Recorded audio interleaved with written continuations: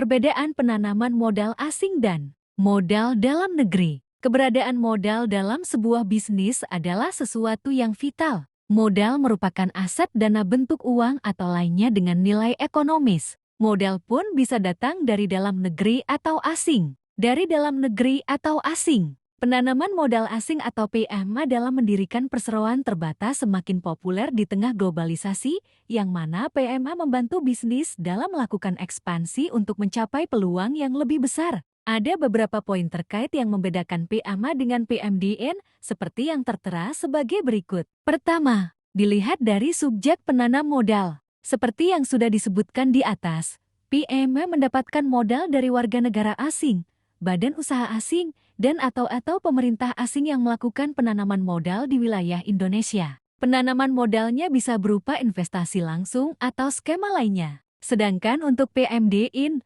modal didapat dari WNI, Badan Usaha Indonesia, negara Indonesia, atau daerah lain yang melakukan penanaman modal di wilayah Indonesia. Kedua, dilihat dari sektor bidang usaha. Pemerintah Indonesia tidak menutup penanaman modal asing untuk melakukan investasinya di berbagai sektor bidang usaha, namun memberikan batasan-batasan tertentu seperti yang tertuang dalam Peraturan Presiden Republik Indonesia Nomor 44 Tahun 2016 tentang daftar bidang usaha yang tertutup dan bidang usaha terbuka dengan persyaratan di bidang penanaman modal. Penanaman modal asing wajib terbuka untuk semua jenis usaha, kecuali bidang usaha tertutup seperti produksi senjata, mesiu, alat peledak, peralatan perang, mesin, alat peledak, peralatan perang, dan bidang usaha yang secara eksplisit dinyatakan tertutup berdasarkan undang-undang. Ketiga, dilihat dari sektor ketenagakerjaan. Meski modalnya dari asing,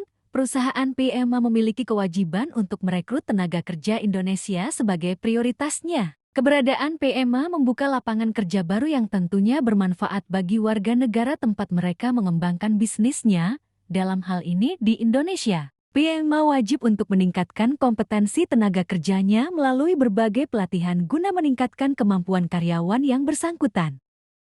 WIS Konsultan, solusi legalitas usaha, berpengalaman, layanan tercepat, berbadan hukum, free stempel, konsultasi gratis. Hubungi WhatsApp di bio.